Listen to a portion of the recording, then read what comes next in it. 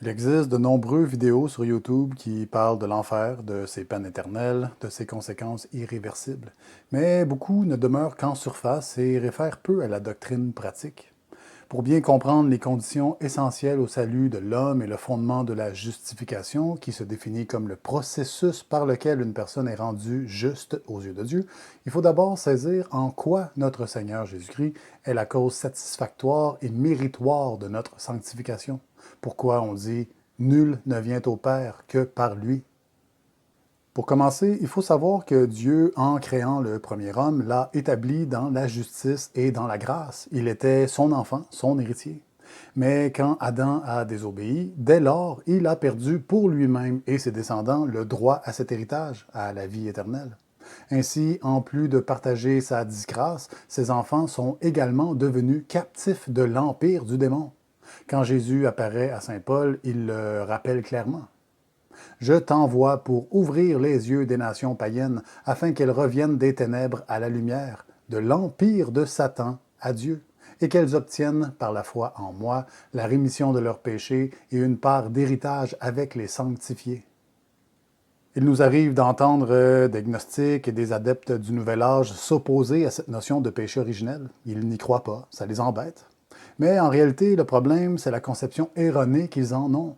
Si on dit que le péché est une offense, une injure à Dieu, c'est parce que, par nature, il s'agit d'un acte égocentré, diamétralement opposé au Seigneur qui, lui, est pure charité. Dieu est amour. Le péché, peu importe sa forme, vise toujours une satisfaction personnelle. On songe à combler nos propres besoins, désirs et passions avant toute autre chose. C'est de s'accorder la primauté sur tout et sur tous. Tandis que la charité, de son côté, représente l'exact opposé. C'est le don complet de soi-même pour le bénéfice de l'autre. Et comme toute bonne chose, l'amour peut être singé par le malin, de même que par tous ceux liés à l'influence luciférienne. Parce que la fonction essentielle de l'amour est la satisfaction de l'objet aimé. Il implique forcément le développement et le maintien d'une relation. L'amour, quand il est sain, s'oriente naturellement vers Dieu et le prochain. L'amant exprime son amour à son aimé, de même que l'aimé à son amant. Mais dans le cas d'un amour singé, inversé, l'objet de l'amour, c'est soi-même. La relation est donc envers notre propre image. C'est elle qu'on adore, qu'on cherche à satisfaire. Et puisqu'il n'y a aucune réciprocité de rapport authentique à l'autre, on peut vulgairement qualifier ceci comme une forme de masturbation spirituelle. C'est effectivement une perversité très similaire. Voilà en quoi consiste réellement l'égocentrisme. Vous voyez, le péché originel trouve sa source dans le tout premier désir égocentrique de l'homme, la première tentation qui s'est exprimée par une soif d'émancipation et de gloire personnelle. Vous serez comme des dieux, disait l'antique serpent, en opposition frontale avec le premier de tous les commandements. Tu aimeras le Seigneur ton Dieu de tout ton cœur, de toute ton âme, de tout ton esprit et de toute ta force. Et puisque le péché est provoqué par un détournement de l'amour, il en résulte inévitablement une déstabilisation, un chaos dans l'ordre établi. On peut facilement saisir que dans tout système, l'ordre ne peut régner que s'il existe une cohérence ou une harmonie entre ses composants, autrement le système s'effondre. Et puisque la cohérence implique obligatoirement un rapport de complémentarité, on peut finalement dire que c'est de l'amour, à l'image du Créateur, ce qui est logique puisqu'il est amour et que tout est fait par lui. Dans cette optique, on comprend que l'amour de Dieu coordonne et maintient toute chose dans l'univers de manière harmonieuse et parfaite. En dehors de l'amour, rien ne peut tenir, rien ne peut se lier, tout se dissolve et tout se divise. Voilà où conduit l'égocentrisme, vers la mort, vers la destruction complète. C'est pourquoi Dieu nous avait interdit un certain fruit dans le jardin. Car du jour où tu en mangeras, tu mourras. L'homme est élevé seulement dans la grâce de Dieu, dans une relation d'amour réciproque. Vouloir s'élever en dehors de cette grâce par désir égocentrique ne conduit qu'à la ruine, qu'à la chute, celle que nos premiers parents ont subie et celle que nous assumons depuis. Cela dit, revenons sur la justification ou, si vous voulez, les conditions d'entrée dans le royaume de Dieu. On a mentionné déjà que toute offense, toute forme de détournement de l'amour provoque un déséquilibre.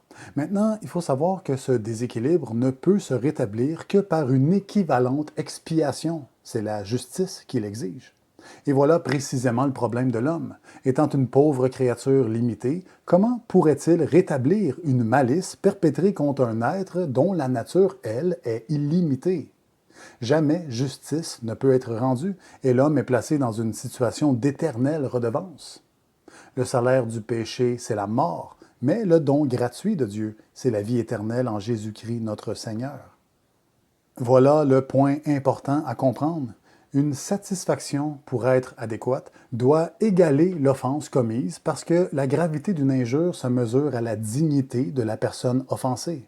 Résultat, la valeur d'une réparation ne peut s'estimer qu'à la dignité de celui qui l'offre. Or, si on tentait de calculer la différence de dignité entre l'homme et Dieu, la valeur serait infinie, donc incalculable. Vous comprenez? Si les peines de l'enfer sont éternelles, c'est justement parce qu'elles se règlent sur la nature même de Dieu en rapport avec la nôtre. Les âmes souffrent en enfer pour satisfaire à la justice de façon équivalente à l'offensé, et puisque celui-ci est infini, la peine ne connaît pas de fin. Jamais elle ne sera pleinement satisfaite. Mais en ce qui concerne l'expiation offerte par Jésus-Christ, c'est très différent. Tout juste avant de mourir sur la croix, il a déclaré « Tout est accompli ». Autrement dit, la dette est payée, la justice est assouvie, car étant l'homme Dieu, les mérites du Fils transcendent l'espace et le temps. Ils sont incommensurables, donc au moins équivalents à la faute originelle.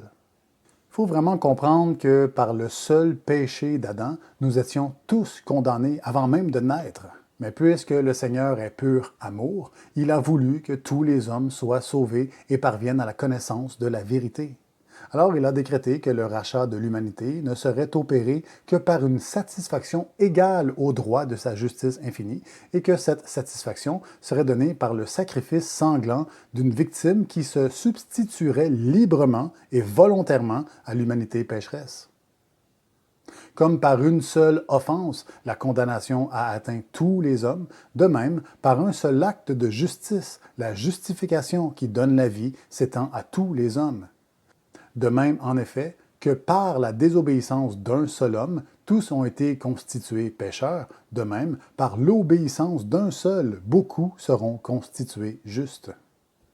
Vous voyez, toute action est accomplie via les facultés qui dérivent de la nature humaine. C'est par mon intelligence que je pense, par mes yeux que je vois, par l'ouïe que j'entends.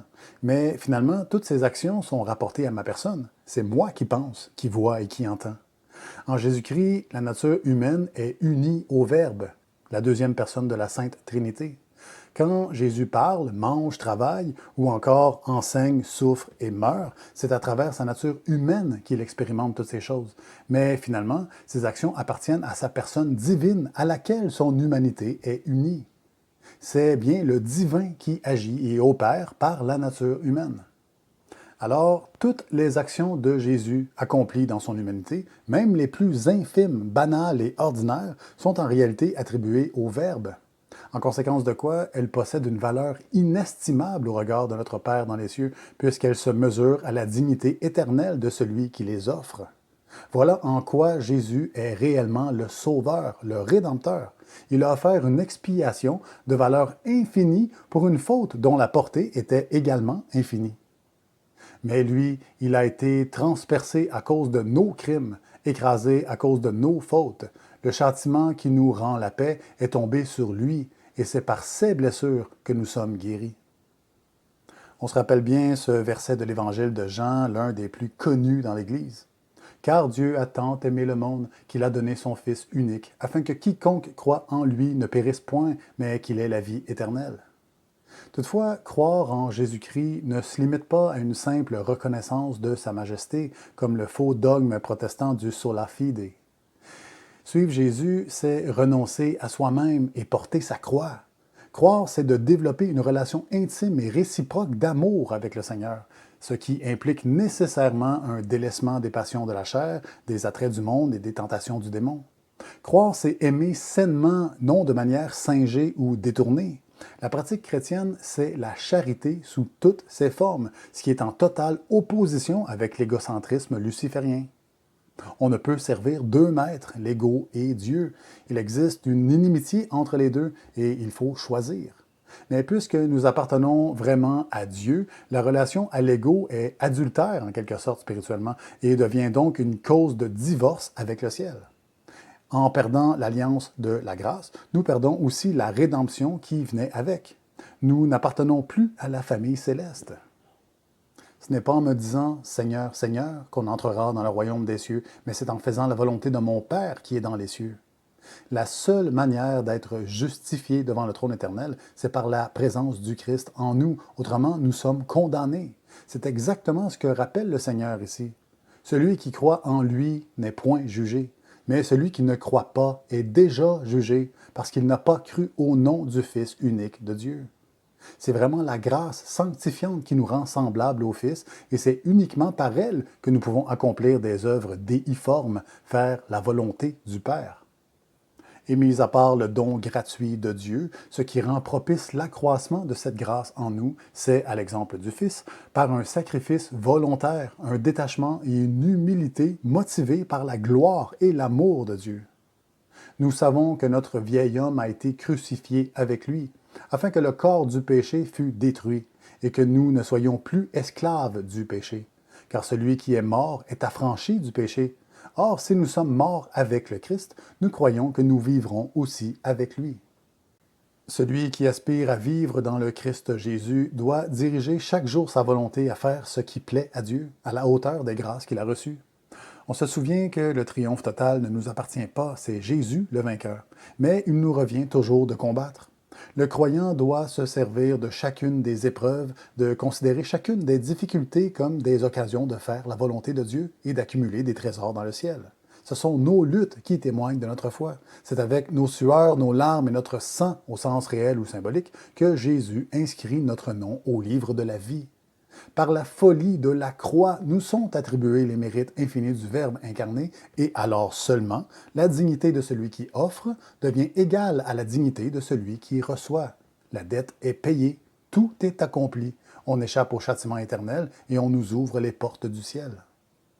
C'est lui que Dieu a destiné, par son sang, à être victime propitiatoire pour ceux qui croiraient en lui, afin de montrer sa justice, parce qu'il avait laissé impunis jusqu'alors les péchés commis dans le passé.